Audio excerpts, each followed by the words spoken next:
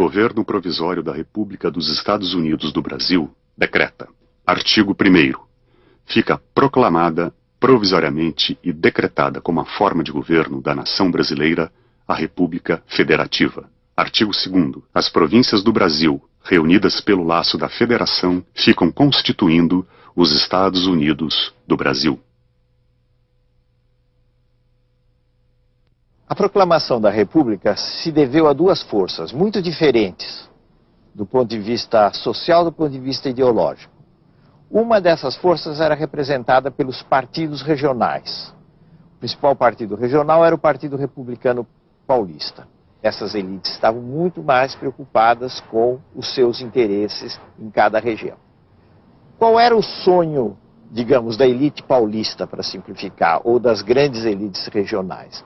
Era fazer uma república que fosse pouco centralizada. Quer dizer, em que o poder dos estados se tornasse muito amplo. Já os militares, que foram a outra força que deu origem à república, tinham concepções diferentes dessas elites civis. Era a ideia de uma república centralizada, muitas vezes mais autoritária. Os militares estavam muito mais preocupados com a unidade nacional.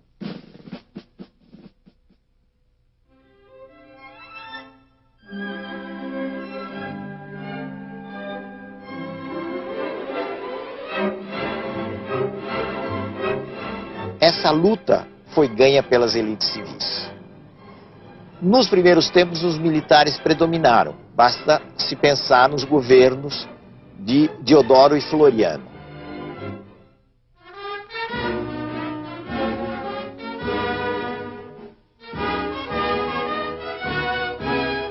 Mas logo depois se formou uma república civil.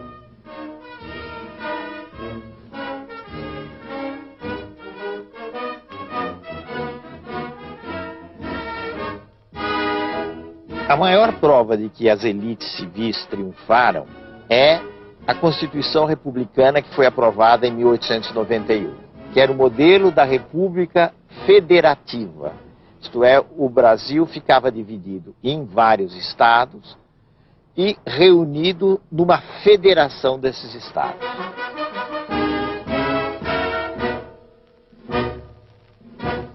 E, além disso, essa Constituição, seguindo bastante o modelo americano, criou uma divisão de 3 poderes, pelo menos na teoria.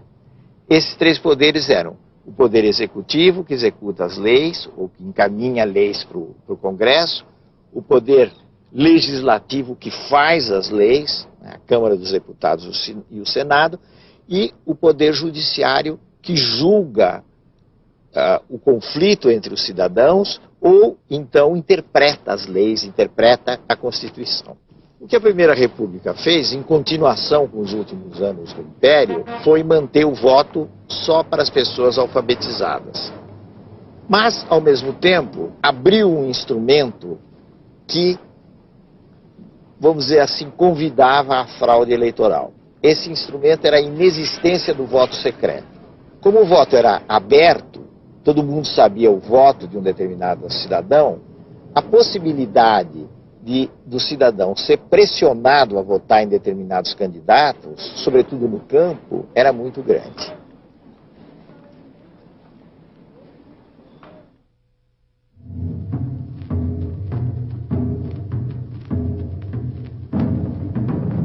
O Brasil do século XIX, fim do século XIX, não era muito diferente do Brasil de hoje em termos geográficos. Só que havia vastas regiões do Brasil que não estavam ainda ocupadas. Elas estavam delimitadas, estavam no mapa, mas não havia uma ocupação real. Caso, por exemplo, até do oeste de São Paulo, que tinha regiões ocupadas por índios, coisa que pouca gente sabe no início do século XX.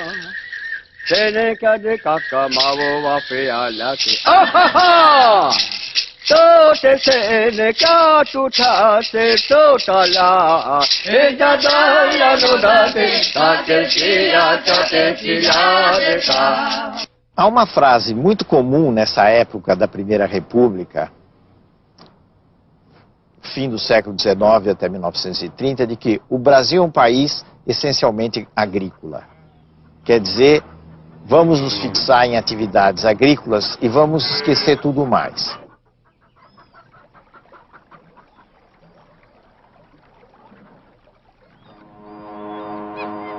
A Primeira República baseou-se numa agricultura destinada à exportação. Todo o eixo, vamos dizer assim, do crescimento econômico estava voltado para a produção de determinados bens que seriam vendidos no exterior. Do ponto de vista da população, da produção, houve um grande impulso da região centro-sul e do sul do país. O centro-sul basicamente por causa do café e o sul por causa da instalação da pequena propriedade, que foi uma coisa muito característica do Paraná, Santa Catarina e parte do Rio Grande do Sul.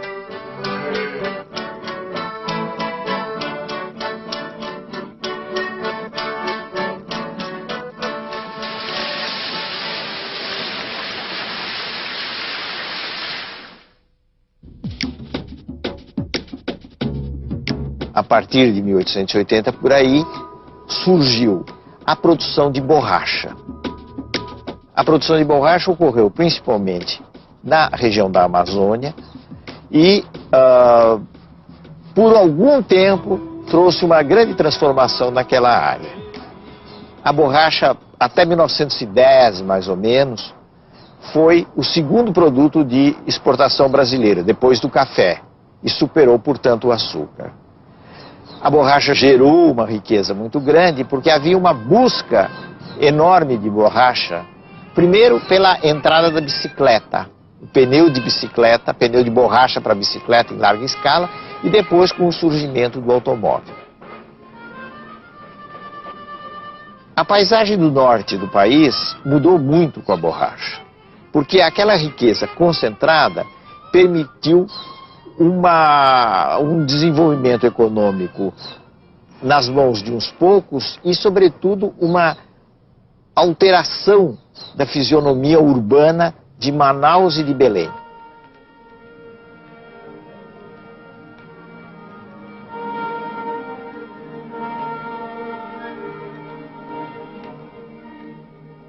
Até que surgiu a grande crise da borracha. A grande crise se deu aí por volta de 1910, quando as plantações inglesas na Ásia, na região da Malásia, começaram a concorrer fortemente com a borracha brasileira.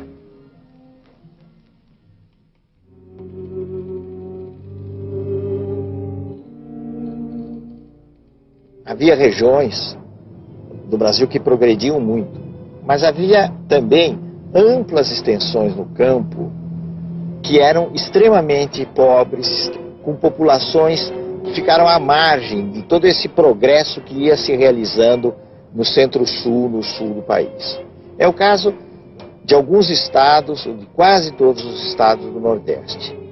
Essa população que servia de mão de obra para grandes proprietários, ou vivia cultivando uma terra muito precariamente, tentou algumas vezes se organizar e também foi objeto de ação de algumas figuras que trataram de organizar essa gente.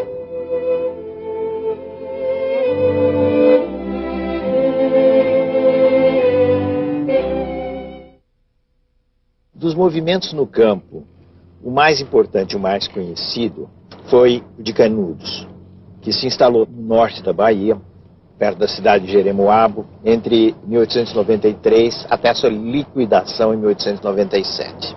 O Arraial tinha como figura central uma figura urbana, que era o Antônio Conselheiro, que era uma espécie de figura de um missionário. E o conselheiro foi muito hábil em reunir sertanejos atacados pela seca, pelas más condições de vida, e que buscaram no Arraial de Canudos uma forma comunitária de melhores condições da sua existência, ou dar mais sentido à sua existência.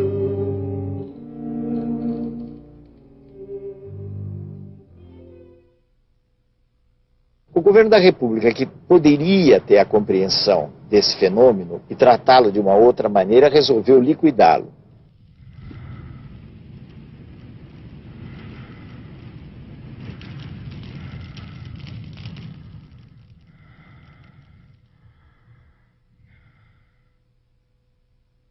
Canudos não se rendeu.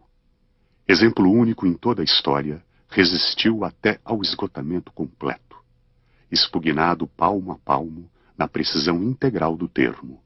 Caiu no dia 5, ao entardecer. Quando caíram os seus últimos defensores, que todos morreram. Eram 4 apenas. Um velho, 2 homens feitos e uma criança, na frente dos quais rugiam raivosamente 5.000 soldados.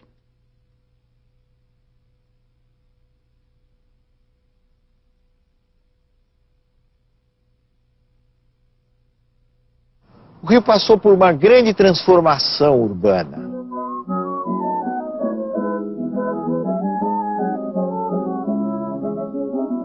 Por exemplo, a Avenida Rio Branco foi aberta no início da República e foram feitas também muitas transformações que envolveram sacrifícios para pessoas pobres que moravam no centro da cidade, que tiveram que se deslocar ou para os subúrbios ou para as favelas, que estavam começando a crescer nos morros do Rio de Janeiro.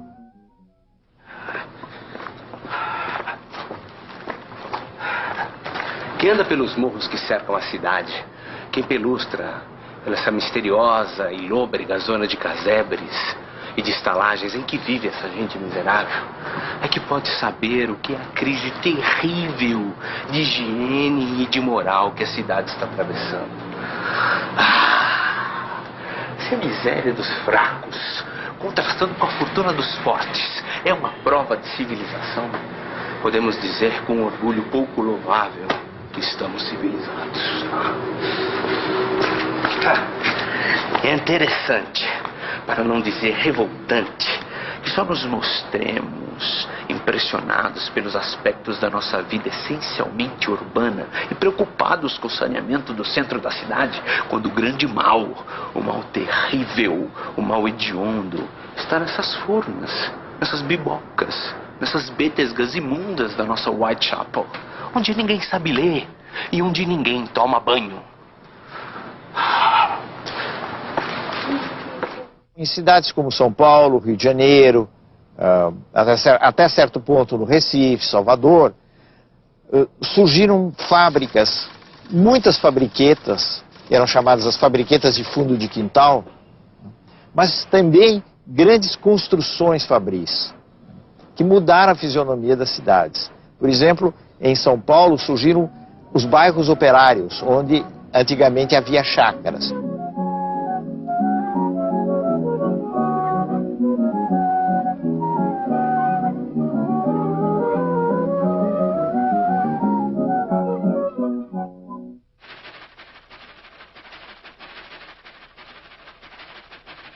Esse impulso, no caso de São Paulo, foi muito gerado através da própria atividade cafeeira, através do próprio negócio do café. Por quê? Porque o café gerou uma grande expansão econômica, uma urbanização, quer dizer, as cidades cresceram muito, a cidade de São Paulo cresceu muito, e criou assim um mercado interno, um mercado para os produtos industriais. Foi por essa via que as indústrias começaram a crescer no país.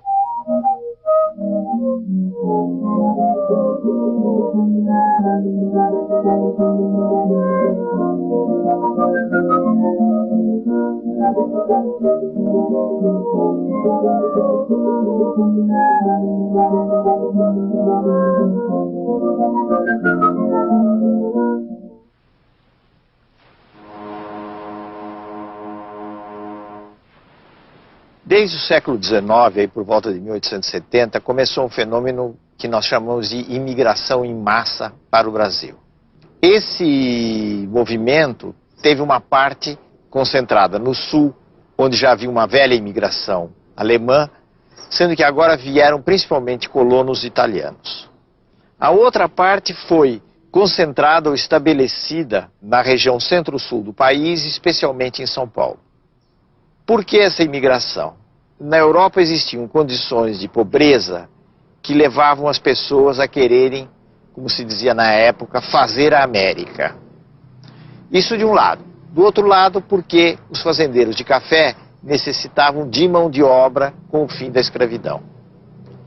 Então foi feito um esquema para atrair imigrantes da Europa, especialmente para as fazendas de café em São Paulo.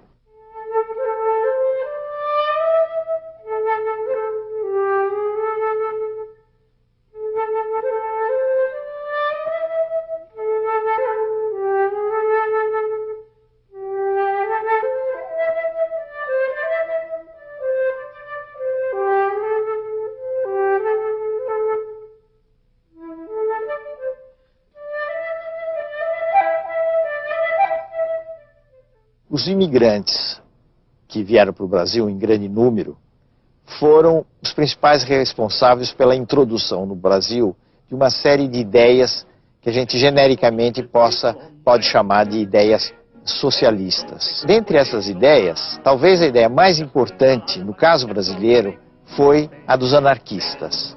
Os anarquistas representaram realmente um pequeno grupo, mas um grupo influente nos meios operários, especialmente o anarquismo brasileiro, que era o anarco-sindicalismo. Ele pretendia reforçar o papel do sindicato, transformar o sindicato em um órgão revolucionário e fazer, através da ação dos sindicatos, uma revolução social no Brasil.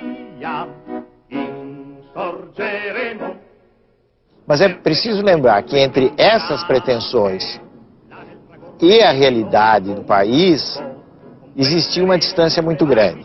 Então, os anarquistas, na realidade, foram defensores de direitos dos trabalhadores. 8 horas de trabalho, igualdade de salário para as mulheres e os homens, coisas desse tipo que eram muito importantes, estavam próximas da realidade e ao mesmo tempo não tinham nada de revolucionários.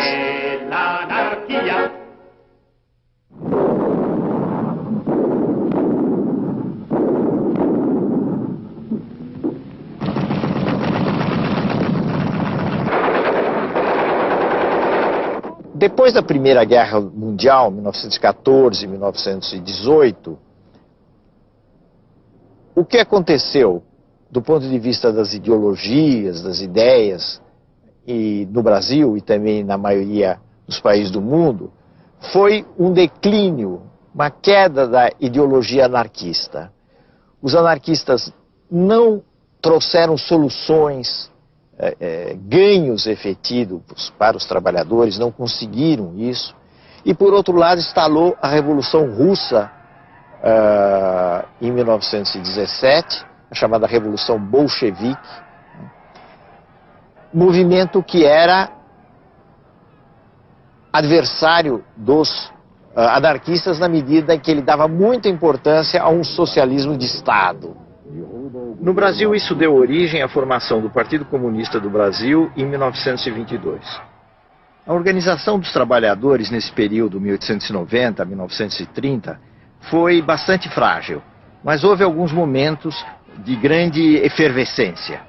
Esses momentos se concentraram entre os anos 1917 e 1921, quando, em consequência da carestia, houve greves importantes em São Paulo, no Rio de Janeiro e nos principais portos do Brasil.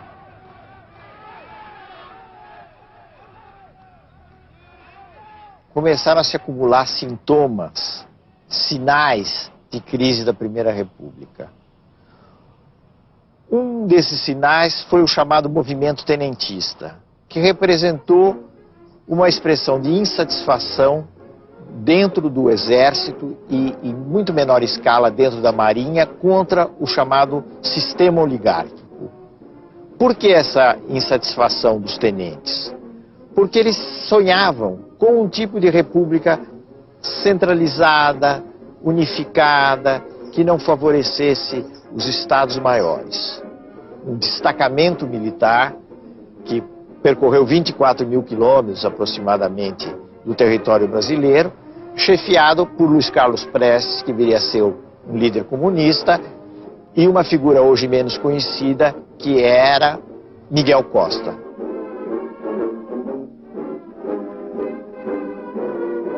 Por volta de 1927, o movimento terminou. Perdeu, de certo modo, o seu caminho. Grande parte dos tenentes se exilaram na Bolívia, na Argentina, outros foram presos. E vamos dizer, o tenentismo ficou mais ou menos entre parênteses.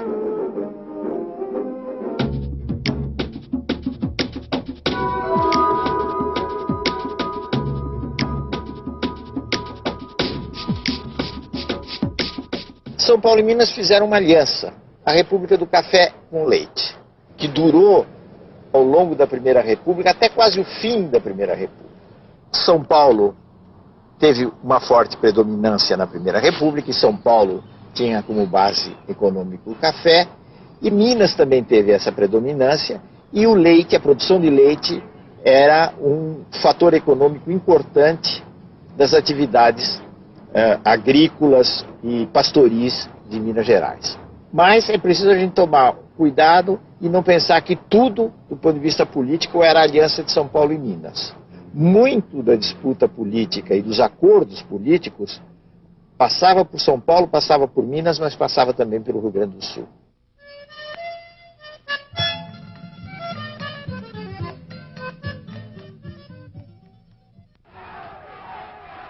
Para as eleições de 1930, aconteceu uma quebra da aliança São Paulo e Minas.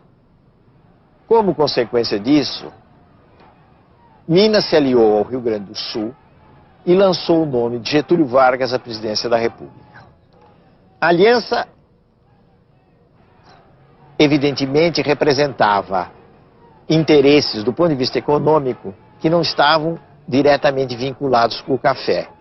Minas, especialmente o Rio Grande do Sul e outros estados do Nordeste que deram apoio a essa aliança, chamada de Aliança Liberal. A Aliança Liberal perdeu as eleições de 1930. Significa que em 1º de março de 1930, Getúlio foi derrotado. Alguém diria, Getúlio foi derrotado pela fraude, venceu Júlio Prestes, que era o candidato de São Paulo e da Paraíba, com alguns outros apoios. Gaúcho, meu irmãozinho mineiro, seu Julinho é que vai ter. Porque cidade Julinho é um caboclo brasileiro, brasileiro como quer. O que houve de novo naquela altura foi o fato de que um setor da oposição civil, um setor da Aliança Liberal, principalmente os nomes mais jovens, não se conformaram com o resultado das eleições. E resolveram apelar para uma revolução. Esse era o dado novo entre março e outubro de 1930. Ora, para fazer uma revolução, eles precisariam, naturalmente, de força armada. E eles foram buscar velhos inimigos deles, que eram os tenentes. A grande maioria dessas elites da Aliança Liberal haviam combatido os tenentes. Os tenentes estavam no exílio, ou estavam meio na sombra, e agora representava uma carta importante para se estourar uma revolução.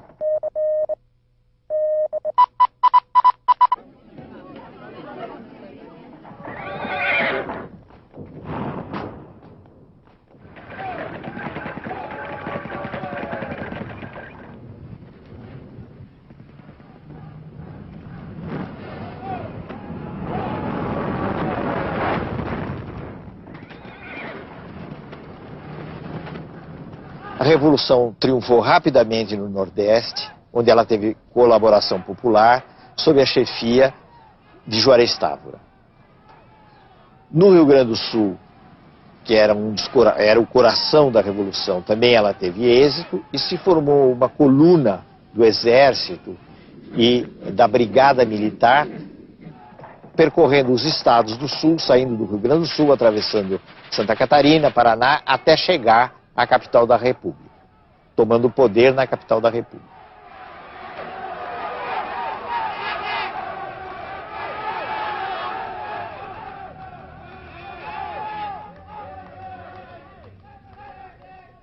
No próximo programa, Getúlio Vargas no poder. Primeiro, um período transitório. Depois, o Estado Novo, feito para durar. a Segunda Guerra Mundial, seus compromissos e oportunidades para o Brasil. Ao ver o povo desencarnado, sem se pintar mudou de cor. Veja, seu tu, L, O, D, veja, seu tu, L, O, D.